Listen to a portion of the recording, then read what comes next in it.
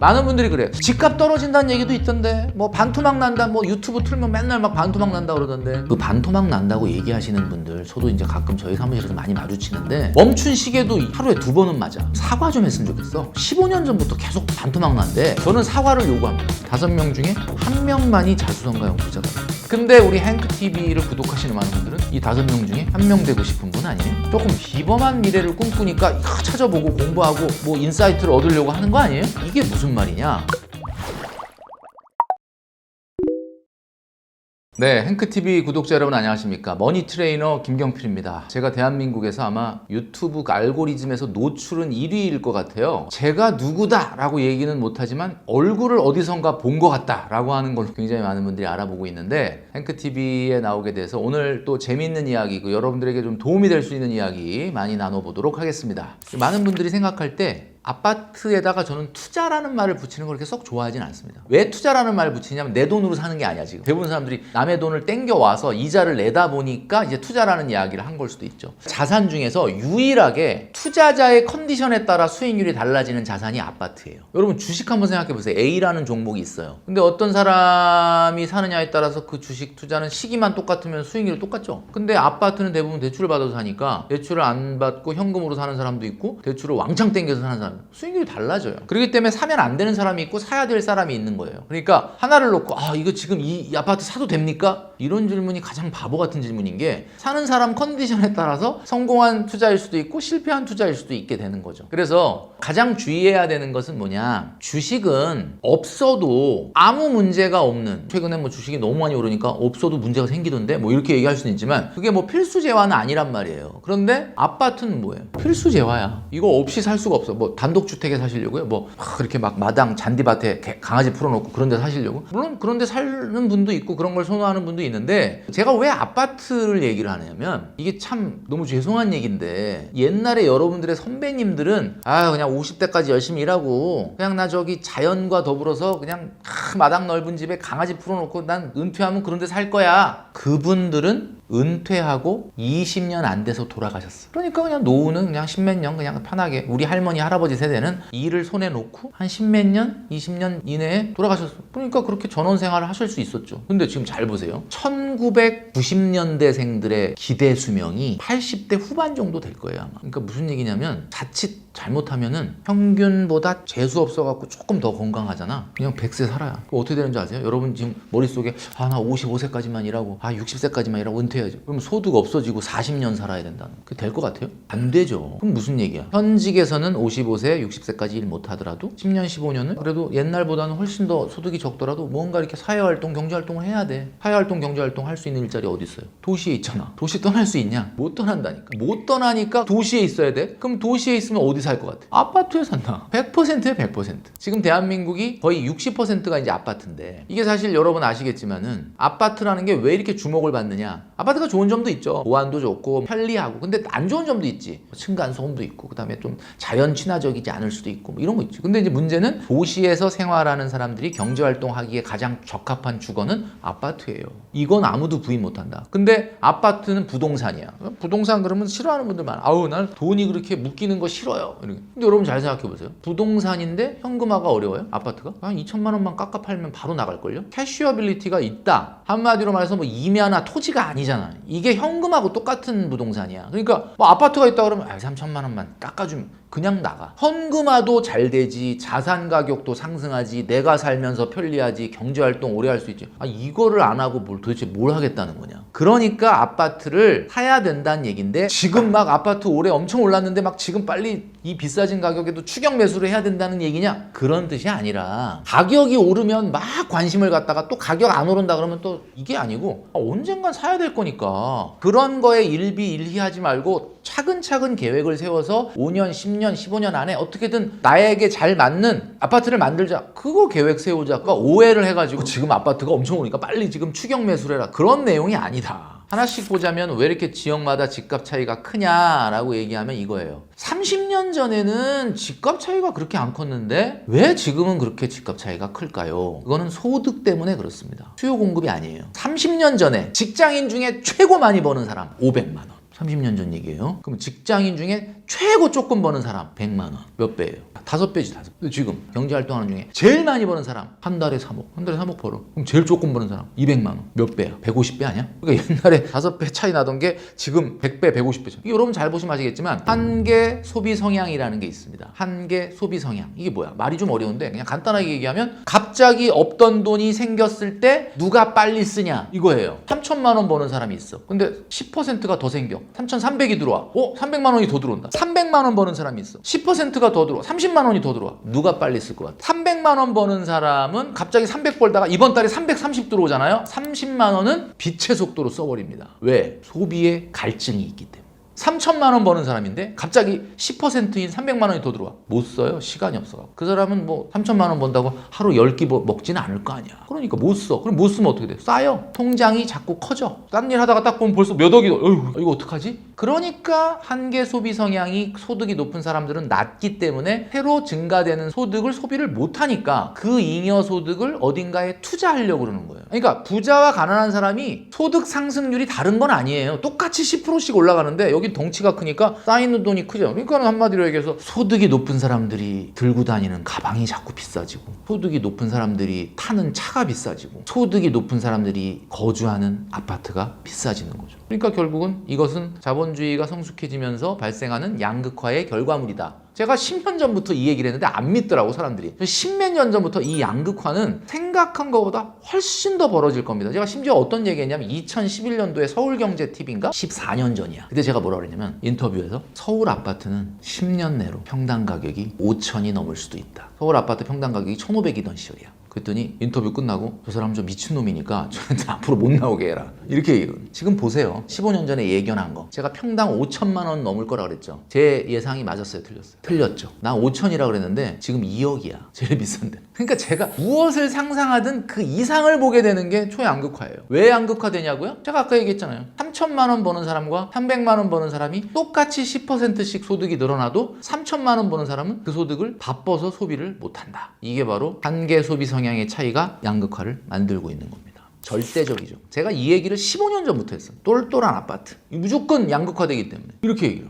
왜 그랬느냐? 공부를 해보면 나와 답이. 양극화가 무조건 진행이 되거든요. 그러니까 똘똘한 아파트는 정말 중요한 거예요. 나는 내가 말만 그렇게 하고 행동은 따르게 하는 사람이 아니야. 난 그렇게 했어, 실행을. 그러니까 여러분 잘 보시면 아시겠지만 똘똘한 아파트니까 그러면 지금 강남을 어떻게 사냐? 강남을 사라는 얘기가 아니고 여러분 지역에 있는 여러분 지역 안에서도 상급지와 하급지가 나눠져. 상급지가 상승률이 빠를 수밖에 없어요. 이거는 몇십억짜리를 사라는 게 아니라 여러분이 여러분의 컨디션으로 도전할 수 있는 곳에서 이왕이면은 평형이 작더라도 입지가 높은 똘똘한 아파트에 집중하시게 되면은 여러분들이 실질적으로 자산 가치에 있어서 상대적 가치가 올라간다. 똘똘한 아파트가 왜 이렇게 중요하냐? 왜 이렇게 중요할까 생각을 해보면 좀 이런 얘기를 하면 좀 어떨지 모르겠는데 우리나라가 주거가 계급이 됐어. 이게 독일 같은 나라를 가보면 교수, 의사, 사회 지도층이고 존경받고 그런 직업이죠. 근데 나는 그냥 아침에 소세지 샌드위치 만들어서 아침에 판다. 직업이 그거야. 샌드위치 파는 거. 안 꿀려요. 공대 교수나 의사나 뭐 내가 이걸 하나 소득 차이는 좀 나지만 우리나라처럼 그렇게 많이 나지도 않고 똑같아. 독일은 그래서 선진국이야. 근데 우리나라는 어때? 그 사람이 하고 있는 일로 그 사람을 평가해버리죠. 직업이 뭐야? 그러면 뭐다? 그러면 쟤는 좀 나보다는 좀 못한가 보다. 이렇게. 그러니까 직업을 펑션으로 안 보고 어떤 레벨로 보는 거예요. 스테이터스로 보는 거예요. 물론 전 세계에 없지는 않은데 우리나라 너무 심해요, 이게. 그러니까 너무 심하니까 나도 무시당하고 싶지가 않은 거야. 제가 요거는 진짜 어디서도 얘기 안 한 얘기인데 제가 아파트로 이사를 갔는데 최근에 제가 있던 집은 세를 주고 조금 넓은 데로 가기 위해서 이제 갔어요. 그쪽 지역도 이제 소위 말하는 강남이야. 서초구인데 층간소음 때문에 올라갔어, 윗집. 근데 저보다 나이가 지긋하신 분들이더라고요. 좀 조용히 해달라 이러는데 그분들이 내려와서 저한테 뭐라 그러는지 아세요? 나 아무것도 안 물어봤거든. 근데 딱 내려오더니 제가 그때 뭐 얘기하셔서 그러는데 제가 타워팰리스에서 살다 왔는데 안 물어봤는데 그 얘기는 왜 하시는지 모르겠는데 내가 타워팰리스에서 살다 왔는데 그게 뭐야? 나 무시하지 마라 이런 뜻이에요. 근데 1층하고 또 얘기할 일이 있었어. 위에서 뛰는 소리도 조금 들리길래 조금 얘기할 기회가 됐어요. 그분도 안 물어봤는데 그래. 저희가 잠원동에 지금 재건축 때문에 지금 여기 와 있고 지금 7월 달에 다시 이사 나가는 안 물어봤는데 잠원동에 재건축 이런 거 안 물어봤거든요. 근데 이게 무슨 얘기냐? 결국은 우리나라 사람들은 주거는 계급으로 생각을 해. 왜 자꾸 비싼 데가 비싸지느냐? 여러분 아시겠지만 강남 서초에 아파트가 35만 가구가 있어요. 근데 지금 우리나라에 가구 소득이 3천만 원 넘는 가구가 100 100만 가구가 넘거든. 그럼 뭐겠냐? 결국은 우리가 생각하는 강남이 뭐 그렇게 비쌀 정도로 살기 좋냐? 뭐 조금 더 좋은 점이 있겠지. 그러나 그렇게 대단한 차이가 없. 대한민국의 서울, 수도권, 경기도 어디에 뭐 그렇게 살기 나쁜 데 있습니까? 다 살기 좋지. 그러니까 중요한 거는 자꾸 전문가들이 집이 뭐 반토막 난다, 너무 서울 집값이 비싸다, 떨어져야 된다. 저도 공감해요. 떨어져야 될 이유를 손으로 꼽으면 100가지도 넘어. 근데 왜 안 떨어지느냐 하면 죄송한 얘기지만 이거는 계급의 문제고, 아파트는 이게 어쩔 수가 없는 게, 이건 때려 죽여도 안 바뀔 거라고 좀 보는데, 이 아파트는요 이성적인 문제가 아니라 감성적인 문제. 이게 무슨 말이냐? 벤츠가 승차감 때문에 탑니까? 아 그러면 제네시스 타지. 제네시스가 더 좋아. 하차감 때문에 타잖아. 그럼 강남 서초구에 왜 살고 싶어 하겠어? 귀가강. 나 퇴근하는데 나 지금 저 서초구로 귀가하는 중이야. 이거 감성적인 부분이 없을 것 같아요. 있단 말이에요. 이걸 누가 말리겠냐고. 그러니까 한마디로 얘기하면 많은 분들이 인구가 막 줄고 그러면 아파트 가격 떨어지는 거 아니냐? 떨어지겠죠. 근데 문제는 똘똘한 아파트는 안 떨어져. 왜 안 떨어지느냐? 여러분, 인구가 준다고 아파트 가격이 떨어진다? 제가 학력고사 세대인데 제가 학력고사 볼 때 100만 명이 봤어. 수능 몇 명이 봐요 요즘? 요즘 뭐 한 3, 40만 명밖에 안 보지 않나? 그럼 100만 명이 보던 시절에서 지금 3, 40명밖에 시험을 안 보면 뭐 어떻게 서울대 가기 좀 편해졌어요? 서울대 커트라인 많이 떨어졌나? 전혀 그거하고는 관련이 없는 얘기인데, 여러분들이 생각하는 똘똘한 아파트, 나 그 아파트 서울에 경기도에 이런 아파트 살고 싶다 할 때 그 아파트가 뭐야? 여러분들이 원하는 아파트. 그 아파트가 인구에 영향을 받냐 이거예요. 뭐 인구가 내년에 뭐 1000만 명 되나 우리나라가? 그게 아니거든. 여러분 아시겠지만 우리나라의 그 국토지리연구원에서 발표한 인구 추계라는 게 있어요. 2050년이 우리나라가 4577만으로 예상하고 있더라고요. 그래서 지금 한 5175만이니까 그래도 뭐 한 10% 조금 이상 없어진다니까 이상하네. 그땐 저도 없을 수도 있는데 하여튼 뭐 그렇게 되겠죠. 25년 후에 4600만. 생각보다 그렇게 뭐 어마어마한 무슨 인구가 없어지는 게 아니에요. 그리고 여러분 아시겠지만은 지금 지방 소멸 문제가 심각하잖아요. 요번에 민생회복 소비 쿠폰 나눠줄 때 보니까 농어촌 인구 감소 지역은 돈을 더 주더라고요. 근데 그 농어촌 인구 감소 지역이 84곳이야. 농어촌 84개 지역 같은 경우는 돈을 좀 더 주기도 하잖아. 정말 죄송한 얘기지만 4, 50년 후에 그 지역이 과연 인구 소멸이 될지 안 될지 위기에 처해 있다고 그러는데, 그럼 그만큼 인구가 줄면은 도심 인구 줄 것 같습니까? 그러니까 한마디로 지방소멸이라는 것이 결국 인구 소멸이 지방소멸이고 도시의 인구가 줄어드는 게 아니에요. 얼마 전에 이제 서울의 인구가 많이 줄었다 이런 얘기가 있었죠. 그럼 서울의 인구가 줄고 드디어 지방의 인구가 느냐? 아니잖아요. 다 경기도로 간 거잖아. 여러분 아시겠지만 60, 70 이후에도 일자리가 되게 중요해진 시대가 됐어요. MZ분들은 뭐 지금 파이어족 그러지만 뭐 저도 한때 파이어족 소리를 들었어요. 제가 어디 은퇴했습니까? 지금 보세요. 맨날 방송 강의 파이어족이라고 여러분들이 선망하는 그런 사람들은 하고 싶지 않았던 일을 때려치고 하고 싶은 일을 하고 있는 거지 은퇴한 게 아니에요. 그럼 어쨌든 도시에서 머물러야 돼. 그러면 무슨 얘기냐? 결국은 도시의 인구는 안 줄어든다. 그러나 살고 싶은 아파트는 정해져 있다. 상당히 촘촘히 서열화돼 있다. 그렇다면 여러분들이 있는 지역에서 나름대로 으뜸주거지로 아파트를 가게 된다면 여러분들이 아파트를 사서 부자 되자 이런 내용이 아니라, 아파트가 예전만큼은 안 올라요. 그렇지만 아파트가 없을 때 여러분들이 겪게 될 대가는 톡톡히 치러야 된다. 그러니까 무리해서 영끌을 해서 사면 안 되겠지만 오랜 기간 잘 준비해서 여러분의 소득과 여러분 상황에 맞는 아파트를 사야 된다라고 이해하시면 돼요.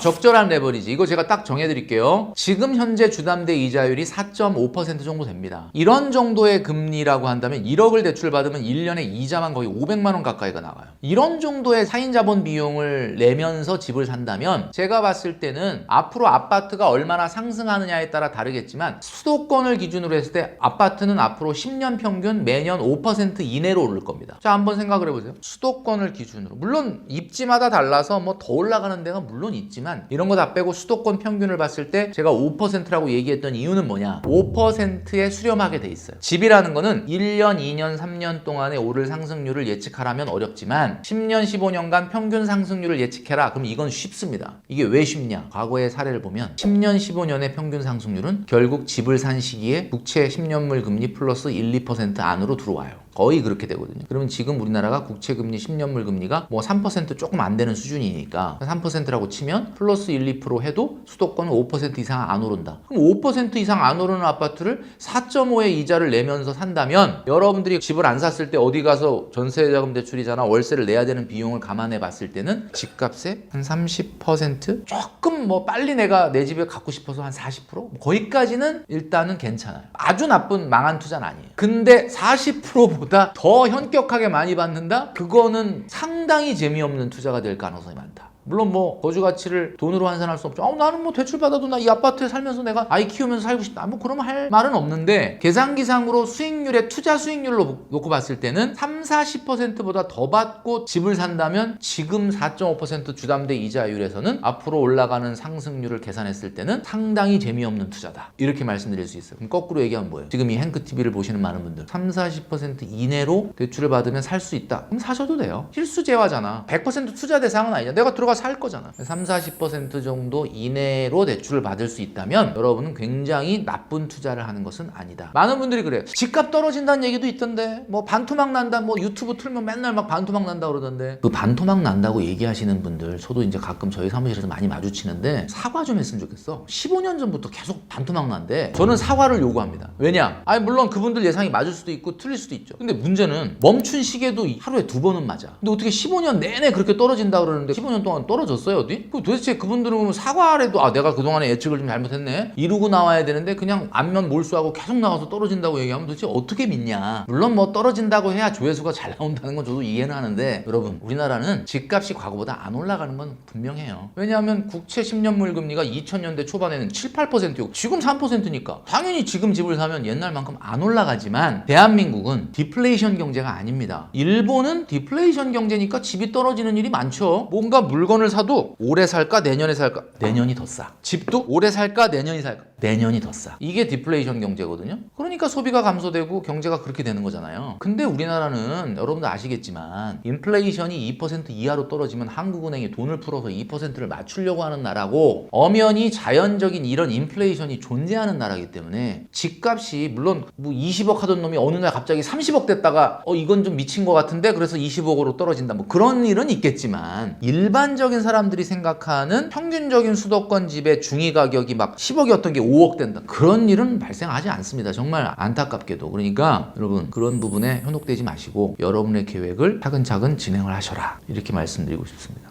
제가 한 20년 전인가? 2000년대 초반에 그냥 10억만 있으면 나도 은퇴하고 싶다 뭐 이렇게 생각한 적이 있었어요. 근데 저 지금 그 10억이라는 목표보다 훨씬 많은 돈이 있거든요. 그러면 은퇴해도 되냐? 속된 말로 택도 없는 얘기죠. 그러니까 그때는 내가 10억만 있으면 난 놀고 싶다 이랬는데 지금은 50억 100억이 있어도 은퇴를 할 수도 없고 하고 싶지도 않아. 그러니까 이게 무슨 말이냐면 사람들은 경제적 자유를 내가 어느 정도 수준의 경제력에 이르면 나 놀 거야. 근데 여러분 이 세상에서 제일 불안한 게 뭔지 아십니까? 돈 까먹는 거. 그러니까 무슨 얘기냐면 100억이 있어. 여러분 100억 있으면 100억 있으면 난 놀고 먹지. 아직 어디다 투자할지가 결정 안 났으면 은행에 일단 넣어놓고 어떻게 될지 모르니까 매달 꽃감 빼먹듯이 내가 한 3천만 원씩 꺼내 쓰겠다. 한 달, 2달은 그렇게 할 수 있죠. 근데 여러분 100억이 있어도요 3천만 원씩 계속 꽃감 빼먹듯이 빼먹잖아요. 어느 날 해외여행을 갔는데 즐겁지가 않아. 내 돈이 커지질 않고 자꾸 줄어들잖아. 그러면 그게 1000억이든 100억이든 기분이 나빠. 누우면 잠이 안 와. 경제적 자유라는 것은 내가 경제적으로 성장하는 시스템이 있느냐지 돈이 많냐 적냐의 문제가 아니에요.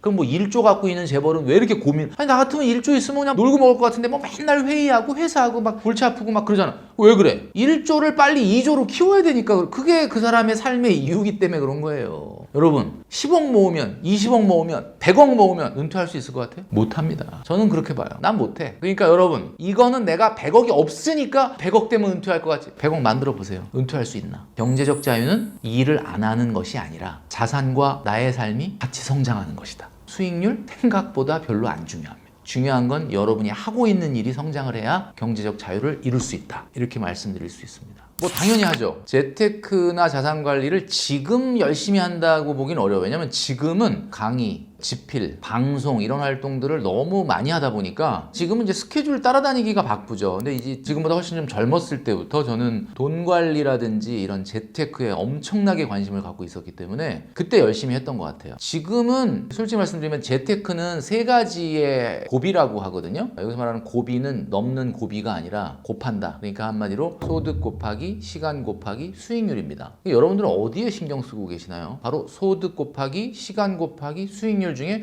혹시 수익률에 신경을 쓴다라고 하면 여러분 실패하고 계시는 겁니다. 수익률은 사실 내가 신경 쓴다 그래서 이렇게 올라가는 건 아니거든요. 근데 여러분들이 하고 있는 일에서 여러분의 일이 성장 발전하고 내 비즈니스가 또 내 직장 생활이 성공을 하면 소득이 올라갑니다. 그래서 제일 중요한 재테크는 바로 소득이 올라가야 되고 오래 기간 영속적으로 이어지는 이게 제일 중요한 거예요. 수익률은 뭐 중요하긴 한데 그렇게 중요하진 않아요. 그러니까 저는 지금 뭐 하고 있냐? 더 많은 방송, 더 많은 강의, 더 많은 알고리즘을 탄다면 제 소득이 올라가겠고 저는 열심히 지금 재테크를 하고 있다. 이렇게 말씀드릴 수 있습니다. 대한민국에서 아마 1억 컨텐츠를 제일 많이 찍은 사람이 김경필 머니 트레이너입니다. 아마 제가 처음으로 대한민국에서 1억 모으기를 힘주어서 강조를 했고 작년에 딱 1억만 모읍시다라는 책까지 썼을 정도로 왜 1억이냐 이렇게 물어본다면 우리보다 선배님에게 물어봐야 될 것 같아요. 저보다 훨씬 더 선배님. 누구냐? 워렌 버핏의 스승이자 친구인 찰리 먼거가 이런 말을 했습니다. 인생에 있어서 가장 중요한 것은 첫 번째 10만 달러를 만드는 것이다. 이렇게 얘기했거든요. 그 10만 달러가 지금 우리 원달러 환율로 계산하면 한 1억 3,800? 뭐 요 정도 되겠죠. 근데 이제 그거는 그냥 금액인 거고 상징적으로 10만 달러를 먼저 모아야 그 다음에 뭔가 순풍에 돛을 단 것처럼 굉장한 일이 벌어진다. 이런 이야기를 한 거예요. 저는 대한민국 머니 트레이너로서 1억을 먼저 모아야 모든 게 시작된다. 이런 이야기를 한 건데 첫 번째는 그래요. 상징적인 의미. 왜 상징적인 의미가 필요하냐. 뭐 공부를 다 여러분도 학창시절에 열심히 해보잖아요. 공부 어디까지 해보고 싶냐. 뭐 열심히 하고 싶습니다. 뭐 최선을 다하겠습니다. 이런 거는 두루뭉술하거든요. 공부를 해서 몇 점을 맞겠다, 몇 등을 하겠다, 어느 학교를 가겠다, 뭐 이게 있어야 내가 공부하다가 힘들 때 잠깐만 정신 차리자. 내가 그 학교를 가야 된다. 이런 목표가 있는 거잖아요. 근데 돈 많이 모아라, 열심히 불려라. 그러면 막연하잖아요. 그러니까 뭔가 상징성, 내가 어떤 힘듦이 내 마음속에 자리 잡았을 때 아니야, 내가 이러면 안 돼. 내 목표를 다시 생각해보자. 나를 일으킬 수 있는 목표의 상징성이 필요하기 때문에 1억이에요. 그리고 이게 하필 왜 1억이냐? 일반적으로 여러분들의 선배, 아마 제가 봤을 때는 제가 상당히 나이가 많기 때문에 아마 보시는 분들 중에 저보다 연배가 높은 분들은 있으시긴 하겠지만 많진 않을 거라고 봅니다. 인생의 후배님들이 훨씬 더 많이 보실 거라고 보는데 제가 봤을 때는 인생의 선배로서 말씀드리지만 비행기가 고도 1만 미터에 올라가야만 비행을 할 수가 있거든요. 고도 1만 미터 밑에서는 아무리 에너지를 써도 비행이 안 돼요. 그러니까 선배로서 말씀드리면 1억이라고 하는 자본을 내가 한번 모아보는 경험과 1억이라고 하는 자본이 생겼을 때 수백 가지의 가능성이 생겨요. 안 믿기시겠지만 진짜 그렇습니다. 그래서 1억까지는 조금 힘들더라도 투자 수익률 이런 거보다 일단 한번 모아보자. 상징적인 의미를 갖게 되는 거고 1억을 모으게 된 다음부터는 엄청나게 많은 일들이 발생할 수 있기 때문에 1억을 이야기하는 겁니다. 자, 제가 1억을 불려라, 만들어라 이렇게 안 하고 모아라 라고 얘기했던 이유는 방법은 하나밖에 없습니다. 모아야 됩니다. 무슨 얘기냐? 1억이라는 돈이 어마어마하게 큰 돈인데 물론 남의 돈 1억은 되게 작아 보여요. 손흥민 선수가 뭐 몇십억에 몇백억에 연봉 계약을 했다 그러면 왜 그거밖에 안 받고 갔지? 뭐 이렇게 얘기해. 남의 돈은 수십억 수백억도 되게 하찮게 생각해. 근데 내가 모아보려고 하면 1억이 엄청나게 큰 돈이거든요. 그러니까 이게 사실은 그러니까 이거 1억을 어떻게 모아? 이렇게 얘기를 하는 거죠. 근데 여러분 아시겠지만 1억을 어떤 방법으로 모을 거냐? 만들기나 불리기나 이런 게 아니라 모으기라고 말했기 때문에 저축을 해야 됩니다. 제가 이건 단호하게 말씀드릴 수 있는데 저축해야 1억 모으지 코인, 주식해서 1억 절대 안 됩니다. 이게 왜 그러느냐? 제가 아까 말씀드렸잖아요. 소득 곱하기 시간 곱하기 수익률이라고. 이걸 상품으로 얘기하면 원금 곱하기 기간 곱하기 수익률이거든요. 많은 분들이 이런 공포감을 느껴. 제가 후배들을 만나봤더니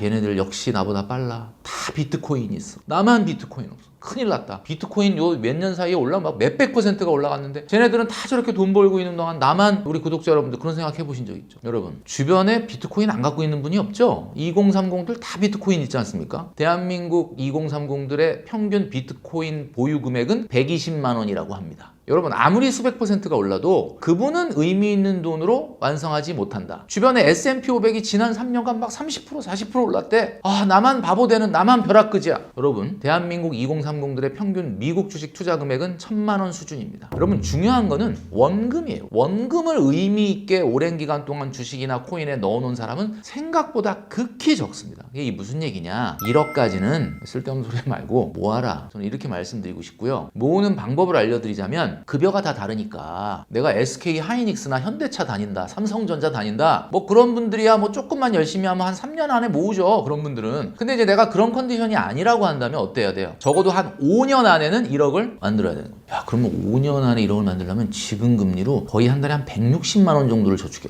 근데 160만 원을 내가 월급 300만 원 간신히 받는데 어떻게 160만 원을 저축하냐? 자, 그러니까 160만 원을 저축하지 말고 133만 원을 저축해라. 아니, 160만 원을 해야 1억 된다는데 133만 원, 135만 원 하면 5년 만에 1억이 안 되지 않냐? 135만 원으로 시작을 하고요. 매년 10%인 13만 원을 증액을 하는 겁니다. 증액은 할 수 있잖아요. 내년에 월급 오르잖아요. 내후년에도 조금 오르잖아요. 13만 원이라는 금액은 어때요? 솔직한 얘기로 진짜 맘만 먹으면 증액할 수 있는 거예요. 그렇게 하다 보면 마지막 해에는 거의 170, 180을 저축해야 될 수도 있지만 내가 옛날에는 100 이상 저축하기도 힘들었는데 매년 13만 원씩 증액해서 한 4년 차, 5년 차 가니까 이제는 그래도 어떻게 꾸역꾸역 180을 하네? 그때 여러분 손에 딱 1억이 주어지게 되는 거죠. 어떤 분들은 그래요. 근데 5년 후에 1억을 만들면 지금 1억이 아니지 않느냐. 그러면 5만 원, 10만 원 더 하면 되는 거죠. 여러분, 우리가 매년 인플레이션 2%로 가정을 한다고 봤을 때 5년 후에 1억은 한 1억 1천 정도, 5년 후에 1억 1천을 만들면 지금 1억하고 화폐 가치가 똑같은 거예요. 그런 걸 감안해서 하시면 돼요. 1억 모을 때까지는 잔말 말고 열심히 모아라. 이렇게 말씀드리고 싶습니다. 1억을 모았다, 엄마한테 1억 받았다가 아니라 내가 모았다. 그러면 그분은 일단 다른 사람하고 다른 점이 뭘까요? 독한 사람이죠. 5년 동안 어디 무슨 투자해갖고 대박이 난 것도 아니고 자기가 저축을 해서 1억을 모았다? 주변에 5명 직장인 중에 1명이에요. 5명 중에 1명이라는 건 뭐야? 8대2의 법칙 중에 상위 20%. 그럼 상위 20%는 어떨까요? 남다르죠. 4명은 뭐야? 남들하고 비슷한 거고. 이 사람은 남다른 거. 남다른 사람이 갖고 있는 게 특징이 뭐야? 야, 5년 만에 너 이거 월급으로 1억을 모았어? 그럼 그 사람은 일단 기본적으로 그 사람이 사는 방에 가보면 방이 어떻게 지저분할 것 같아요? 아니면 깔끔할 것 같아요? 깔끔할 것 같아요. 100%예요. 이분은 자기 관리가 돼요. 술, 담배, 게임, 유흥에 심하게 빠져 있을 것 같아요? 안 빠져 있을 것 같아요? 안 빠져 있죠. 자, 그럼 봐봐요. 그럼 그런 사람이 1억을 딱 모았어. 자, 이제 1억 모았으니까 됐지.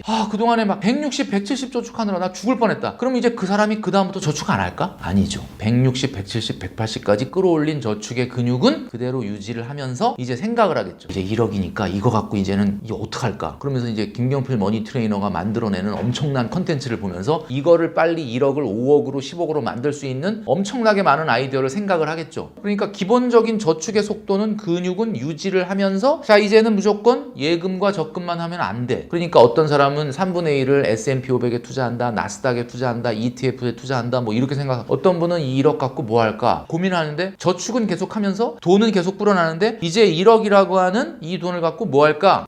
결혼을 하자, 청약을 하자, 투자를 하자, 창업을 하자, 뭐 진짜 5만 가지도 많은 이런 수많은 방법으로 자기 돈을 이제부터는 모으는 게 아니라, 모으는 건 기본적으로 하고 이제 뭐예요? 눈덩어리가 이만큼 뭉쳐졌으면 굴려. 이게 이제 스노우볼링 이펙트라는 거거든요. 눈이 어느 정도 이렇게 딱 덩어리가 되면 그 다음부터는 눈을 뭉치기보다는 그냥 굴리면은 스노우볼링 이펙트가 생기죠. 그 스노우볼링 이펙트는 몇 가지냐? 수백 가지. 근데 그건 사람마다 아이디어가 다 달라. 근데 어떤 사람은 그래요. 제가 1억 모았는데 이제 더 이상 어떻게 해야 될지 아이디어가 안 떠올라. 더 모으세요. 제가 항상 그런 얘기 하거든요. 1억을 모으면 영감이 여러분 머릿속을 찾아갈 것이다. 그런데 아직 영감이 안 왔다. 더 모으세요. 1억 5천 모아. 그럼 어느 순간 내가 이게 뭔가 어떻게 해야 될지가 나타나게 된다. 안 나타났다라는 건 아직 때가 안 된 거예요. 조금 더 해라. 근데 왜 1억 모았는데 실패를 하냐? 자, 이제 1억 모았으니까 됐지. 그다음 이제 그동안에 저축했던 거 힘들어. 여러분 운동하다가 처음에 50kg, 60kg, 70kg 든다가 이제 100kg를 들게 됐어. 그 PT쌤이 뭐라 그래요? 와, 이제 아주 바른 자세로 100kg 벤치프레스를 딱 하게 됐다. 자, 이제부터 100kg 한번 들어봤으니까 다시 50kg 들어요. 그렇게 얘기해요? 아니면 이제 항상 100kg 갖고 하라 그래요? 형이 100kg 갖고 하라. 그러니까 원래 하던 저축은 그대로 유지하면서 자, 다른 운동하자 이렇게 되잖아요. 그러니까 그 근력을 유지한 상태에서 이 1억 갖고 어떤 아이디어를 낼까라고 생각을 하게 되는데 갑자기 너무 급진적으로 위험 자산에 투자를 하는. 1억 모았으니까 이 1억을 몽땅 다 100% 나스닥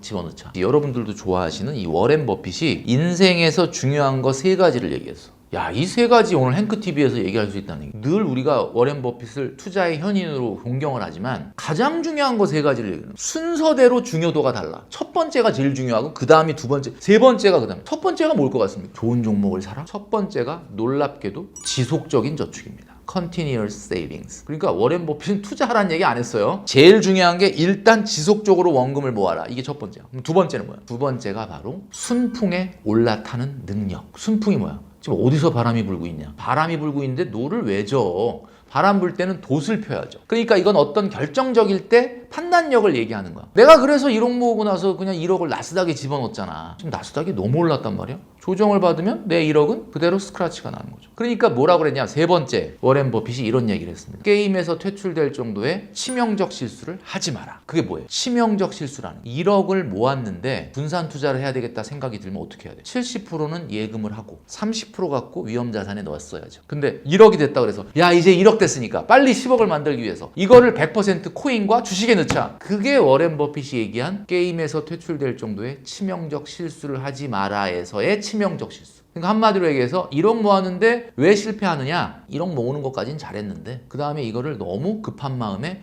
빨리 3억, 5억으로 만들고 싶어서 코인이나 주식 같은 위험자산에 100% 투자하기 때문에 실패라는 거죠. 위험자산에 투자하지 말라는 뜻은 아닙니다. 우리가 잘 알고 있지만 투자는 리스크 리턴 트레이드 오프죠. 리스크와 리턴은 교환되기 때문에 우리가 수익을 얻으려면 어느 정도 리스크를 테이크 해야 돼요. 그렇지만 워렌 버핏이 경고한 것처럼 게임에서 퇴출될 정도의 치명적 실수를 피하려면 전부를 하시면 안 되는 거죠. 1억 모으고 실패하는 분들, 그런 분들은 아마 제가 모르긴 몰라도 1억 모으고 저축을 중단하고 그 1억을 급한 마음에 너무 많은 비율로 위험자산으로 옮기면 그게 바로 게임에서 퇴출되게 된다. 이렇게 말씀드릴 수 있죠. 간단해요. 쓸 돈, 모을 돈, 굴릴 돈 이렇게만 생각하세요. 머릿속에. 자 그럼 딱 됐죠? 뭐라고요? 쓸 돈, 모을 돈, 굴릴 돈 이렇게 생각하면 되잖아. 그럼 얼마 쓸 거냐? 일단은 얼마 모을 거냐를 생각을 하세요. 월급을 탔어. 얼마 모을 거야? 이거부터 생각해 본 적이 없죠. 타면 쓸 생각밖에 안 하잖아. 이 세상에 돈을 모으는 사람은 딱 두 종류밖에 없습니다. 여러분이 어디에 속하는지 잘 생각해 보세요. 먼저 저축하고 남는 돈을 쓰는 사람.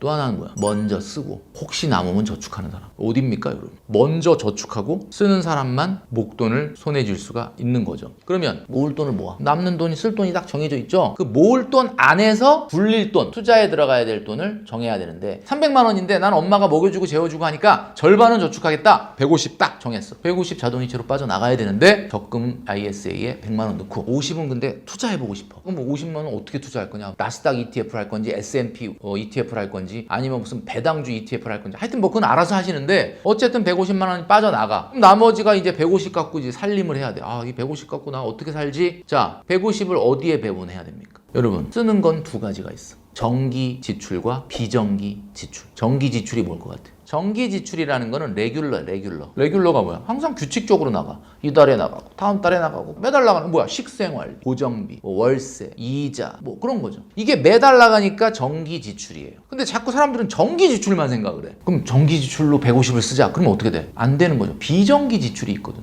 자, 명절에 어떡할 거야? 정관장 하나 사가지고 부모님 찾아뵈야 되는데 아무리 같은 집에 살아도 명절에 그래도 뭘 좀 해드려야 되는 거 아니야? 명절. 그 다음에 또 뭐가 있어요? 이벤트 있잖아. 이벤트가 뭐냐? 생일이나 기념일 챙겨야 되지 않습니까? 여러분 주변 동료나 선배 후배 챙기는 것도 중요하지만 엄마 생일, 아빠 생일, 어버이날, 형제 생일, 베프 생일 이거 있잖아요. 남친, 여친 생일, 뭐 결혼하신 분은 배우자 생일 이거 챙겨야 된단 말이죠. 기념일 또 있잖아. 요즘 연애를 하시는 분들 또 바빠. 뭐 22일, 33일, 50일 뭐야 이거 도대체 100일, 150 이거 왜 하는 거야? 근데 하여튼 뭐 해야 된다 그러면 그런 거에 나가야 되는 그런 비용들이 있잖아. 그러면 아 이번 달에는 안 나가지만은 다음 달에 여친 만난 지가 50일 되네. 뭐 챙겨줘야 돼. 요즘 안 챙겨주면 다 헤어지거든요. 연애를 유지하시려면 해야 돼. 어쩔 수 없다. 그런 비용들을 떼어놔야 되는 거예요. 그러니까 정기 지출 150만 원 나왔다고 해서 야 이거 이번 달에 150 안 돼요. 그러니까 제가 아까 얘기했죠. 명절, 이벤트 또 뭐 있어요? 여행이 있잖아.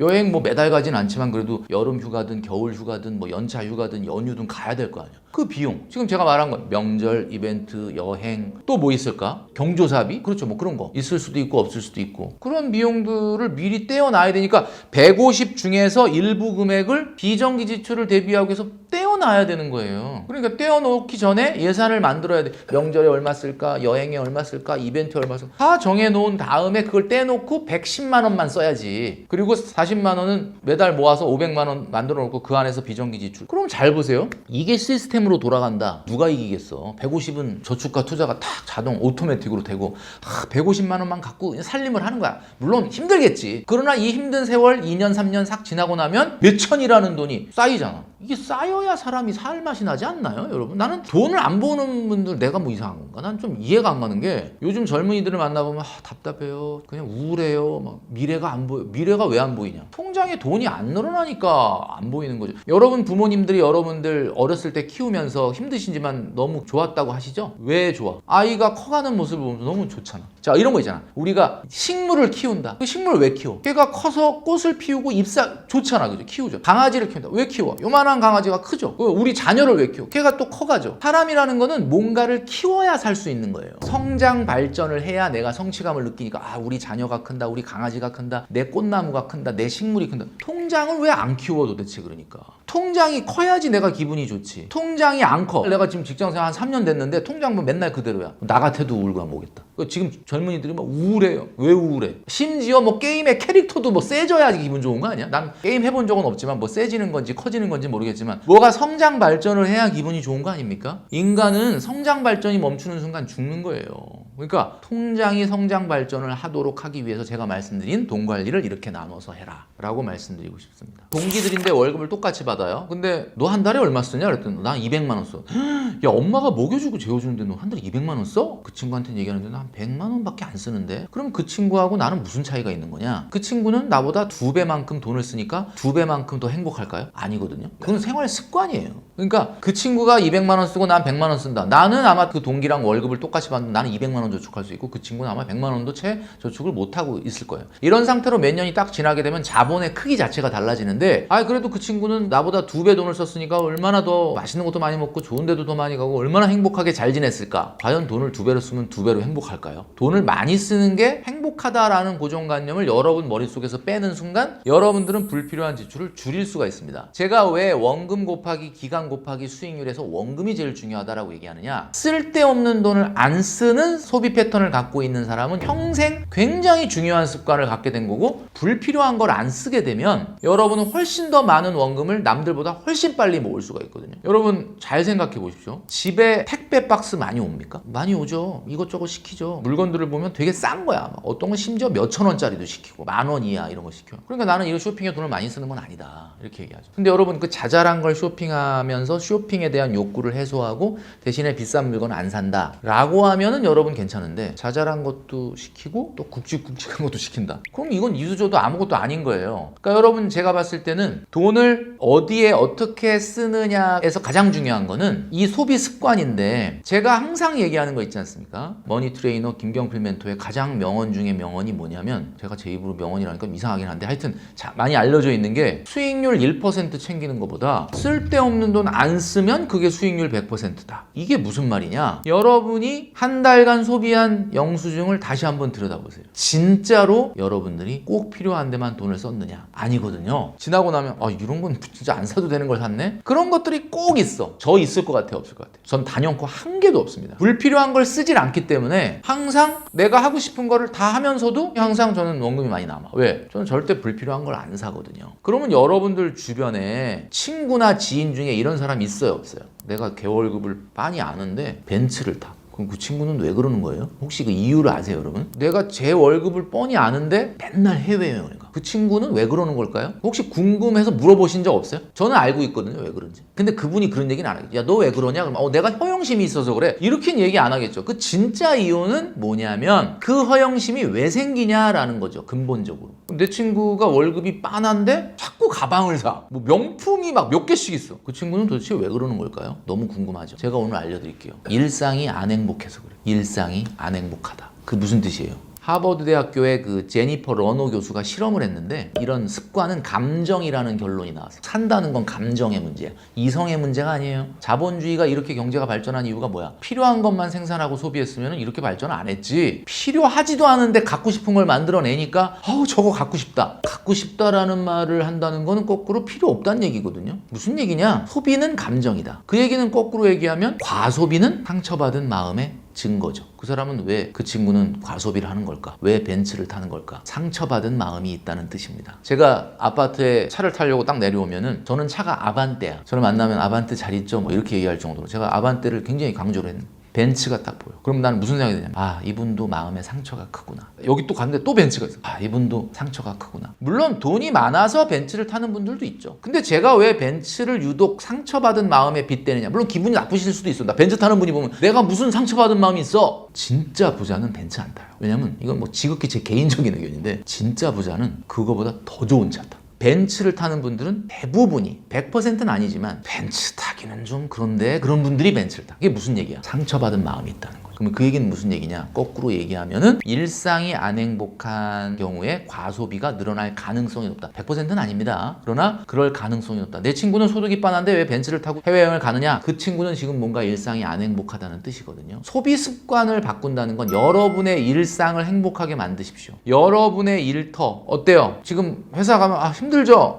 막 진짜 빨리 그만두고 싶죠? 근데 막상 그만뒀다고 생각해요. 여러분 일터가 있고 일자리가 있고 내가 출근할 수 있는 곳이 있다는 게 얼마나 감사하냐. 그리고 그 감사한 곳에서 내가 지지고 볶고 스트레스 받지만 성장 발전하고 어제보다 나은 오늘, 오늘보다 나은 내일, 내가 지난달보단 이번 달이 뭔가를 잘하고 이번 달보다 다음 달이 잘하고 뭔가 이렇게 성장하는 느낌이 있어야 여러분이 그래도 직장에서 내가 그래도 내 일을 잘 해내고 있구나 이런 성장 발전의 마음이 생기는데, 그러면은 일상이 토요일 일요일만큼 재밌지는 않아도 이번 주도 참 보람 있었다 재밌었다 이런 게 있어야 과소비가 없어지는데, 돈 줄라면 왜 과소비를 안 하느냐. 지금 저 보세요. 방송, 강의, 유튜브, 집필 정신이 있습니까? 근데 제가 하는 일이 뭐 또 최근엔 또 조금 잘 되니까 막 여기저기서 부르고 그러니까 얼마나 신나. 재밌어 죽겠지. 이게 재밌는 게 힘은 들죠. 쉬는 시간이 없어. 주말에도 뭐 유튜브 만들어야 되지, 뭐 책 써야 되지, 원고 써달래, 뭐 추천사 써달라, 뭐 방송 원고 봐야지. 근데 나는 왜 과소비 안 하냐. 바빠서 안 하는 것도 있는데 일상이 재밌는 거야 지금. 근데 무슨 과소비를 해. 여러분 이게 제가 뭐 100% 확률로 얘기하는 건 아니지만 한번 돌아보시고 여러분 주변 사람들을 돌아보세요. 그래서 여러분들의 원금이 쌓이는 것이 재테크의 1순위입니다. 최악의 소비요? 100가지도 넘죠. 제 뭐 방송이나 제 유튜브에서도 여러 번 얘기했는데 슬기로운 소비 생활 10가지라는 게 있어. 10개명. 가장 최악의 소비는 뭐냐면 이거야. 좀 전에 뭐 벤츠 얘기를 해서 벤츠 타시는 분들한테 좀 죄송한데 자기 소득보다 너무 쓸데없이 비싼 차를 타는 거. 이게 최악 중에 최악입니다. 우리가 뭐 가전제품을 살 때 가전제품이 싼 거는 50만 원, 비싼 건 몇백만 원 하잖아요. 근데 그 몇백만 원을 왜 지불을 하느냐 하면 이 가전제품이 오늘 내가 몇백만 원 주고 사도 이 성능이 몇 년간 유지될 거라고 가정을 하고 몇백만 원 주는 거잖아요. 내구재라고 하잖아 이런 것들을. 그죠? 그럼 자동차는 내구재냐? 당연히 몇천만 원 주고 샀는데 이게 최소한 10년은 탈 거니까 몇천만 원 준 거죠. 그러니까 많은 사람들이 그래 몇천만 원 주는 거에 대한 죄책감을 어떻게 희석시키냐면 야 이거 한 10년 탈 거야 이러고 희석시키는 거야. 근데 여러분 10년 탈 수는 있겠는데 문제는 뭐냐? 일반적인 가전제품은 내가 몇백만 원 주고 샀어. 몇백만 원 나가니까 마음속에 죄책감이 있는데 야 그래도 이 정도는 몇 년 쓰니까 이러고 넘어갔어. 그 다음에 돈 들어가요? 전기요금 조금 들어가고 거의 안 들어가잖아. 근데 차는 몇천만 원 주고 샀어. 그때부터 본격적으로 돈이 들어가기 시작해. 몇천만 원 냈는데도 또 돈이 들어가기 시작해. 그 돈이 뭐예요? 주유비? 주유비가 아니에요 여러분. 보험료, 통행료, 과태료, 주유비, 주차비, 세차비, 수리비, 소모품비, 대리비, 발렛비, 세금. 이건 뭐 얘기하자 그러면 그냥 밤새. 차로 생기는 소비가 이렇게 큰데 그냥 덜컥 사. 옛날에 그런 말 있잖아요. 돈 잡아먹는 귀신이라고. 그 말이 딱 맞거든요. 근데 그거를 자기 소득에 걸맞는 차를 안 사고 비싼 차를. 제가 여러 번 방송이나 이런 데서 말씀드렸는데 자기 월소득의 6개월치 차를 타면 되는 거예요.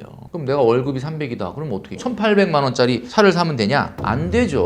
광역시 수도권이다라고 하면은 450만 원 될 때까지 사지 마라. 대중교통이 있는데 왜 사 그걸? 근데 대부분 보면 본인 소득의 9개월 내지는 1년 내지는 어떤 사람은 2년치 연봉차를 탄다. 그럼 이거는 정신이 일단 없는 거예요. 제가 봤을 때. 왜 없는 거냐? 제가 말씀 안 드렸던 이 9가지 뭐 하면 안 되는 거보다 그 차 하나가 돈을 더 써. 그러면 벤츠 얘기 나온 김에 벤츠는 얼마 정도 벌어야 타냐? 벤츠 유지비가 벤츠 C 클래스도 있고 E 클래스도 있고 S 클래스 있는데 중간 거 E 클래스가 뭐 차 가격이 한 7,000, 7,500, 8,000 뭐 이 정도 될 거예요 아마. 그 유지비가 얼마냐? 여러분 아시겠지만 감가라는 게 있어. 감가가 뭐야? 그 차 가격의 1% 정도가 매달 없어져. 7천만 원짜리 차는 70만 원씩 매달 없어져. 그러면 1년 지나면 840만 원이 차값이 떨어지고 소비되고 있는 거예요. 아까 제가 얘기했던 12가지 유지비에다가 감가까지 더하면 벤츠 E 클래스가 한 200에서 220 정도 나옵니다. 그럼 생각해 보세요. 한 달에 220만 원을 그냥 차량 가격으로 사라지는 코스트로 써버려도 아무 문제 없는 사람 월급이 얼마여야 되겠습니까? 그 답이 나오잖아요. 그냥 교통비로 220 나가도 나는 별 문제가 없어요. 제가 봤을 때는 아무리 많이 잡아서 나 그냥 돈 버는 거에 한 10% 20%를 차량 유지비로 써버릴 거야 라고 해도 최소 한 1,000, 1,500은 벌어야 할 수 있는 차예요. 근데 어떤 분들은 또 이런 방송 보면 또 그래. 댓글에다가 나 벤츠 타는데 나 1,000만 원 이상 번다. 근데 자영업자면 계속 1,000만 원 이상 버시는 거예요? 아니면 1,000만 원 번 적이 있다예요? 잘 생각해봐라. 1,000만 원 번 적이 있다가 아니라 나 매달 1,200, 300은 항상 번다. 그러면 뭐 타셔도 괜찮겠지만 그게 아니라고 한다 그러면은 여러분들의 모든 재테크는 그거 하나로 망가진다. 그러니까 최악의 소비라고 하는 것은 아무래도 차가 가장 첫 번째로 손꼽을 수가 있다. 이렇게 말씀드릴 수 있습니다.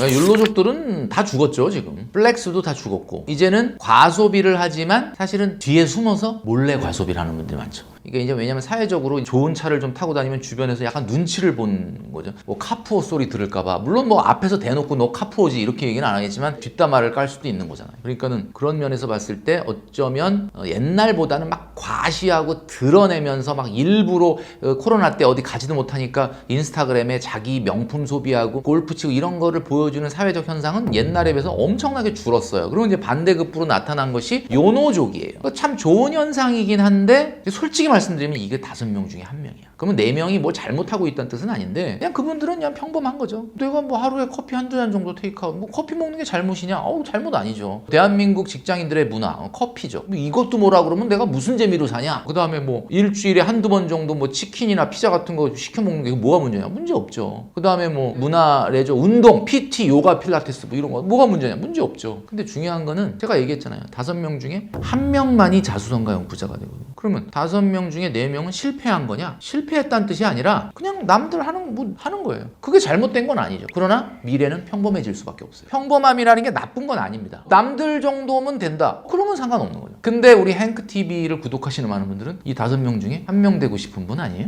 이게 무슨 얘기냐면 조금 비범한 미래를 꿈꾸니까 이거 찾아보고 공부하고 뭐 인사이트를 얻으려고 하는 거 아니에요? 그러면 행동을 달리 하셔야 된다는 거예요. 지금 제가 얘기하는 대로. 근데 뭐 그렇게까지 하고 사냐? 그럼 그렇게 안 하고 사셔도 돼요. 그러면 5명 중에 4명 되는 거죠. 4명이 실패한 인생은 아니다. 평범한 행동은 평범한 미래, 비범한 미래는 비범한 행동에서 나오는 거죠. 그러니까 저는 그 비범한 미래를 20대 초반부터 했어. 물론 뭐 그 비범한 행동이 100%로 나를 비범하게 만들었다 그런 건 아닌데 분명히 비범한 행동을 하고 싶은 분이 이 영상을 본다고 전 믿어요. 나 하고 싶지 않은데 당장 나가면 돼. 근데 진짜 비범해지고 싶은 분이 있거든. 그런 분들한테 말씀드리는 겁니다. 무슨 얘기예요? 커피 먹지 말라는 게 아니라 하루에 딱 한 잔만 커피를 테이크아웃 하는데 옐로우 브랜드에서 하십시오. 저도 지금 영상 찍기 전에 바로 점심 먹고 옐로우 브랜드에서 지금 한 잔 마시고 왔거든요. 옐로우 브랜드가 뭐야? 여러분 아시겠지만 3개 있잖아. 눈만 돌리면 있는 3개 있잖아.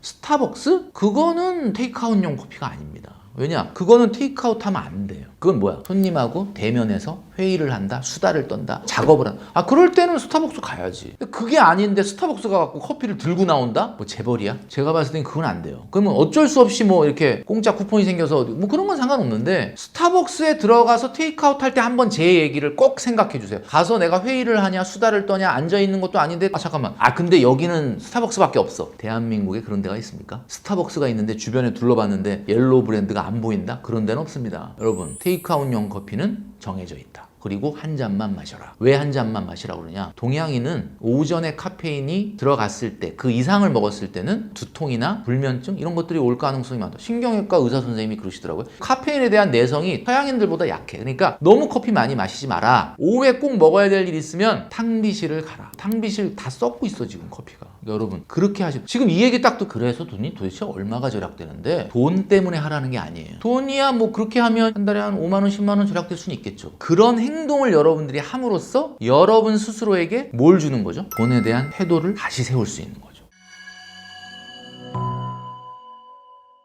자, 행크TV 구독자 여러분, 제가 오늘 여러 가지 이야기들을 드렸는데 어떤 이야기든 들을 땐 다 좋은 이야기죠. 우리가 새벽 기도를 가서 기도하면은 기도가 이루어지잖아. 왜 이루어져? 새벽에 와서 기도하니까 기특해서? 그게 아니죠. 새벽에 가서 기도할 정도의 마음의 태도가 있다는 거는 그만큼 간절하다는 거고 그렇게 간절한 사람이 기도하고 나와서 노력 안 하겠어요? 내가 새벽까지 나가서 기도를 막 할 정도면 나와서도 열심히 하겠지. 태도가 바뀌게 된다. 그런데 여러분 실천이 중요한 거 아니겠습니까? 한두 가지라도 마음속에 와닿았던 내용이 있다면 오늘 내 것으로 만들고 실천하셔서 미래의 경제적 자유를 이루는 여러분 되시기를 바라겠습니다.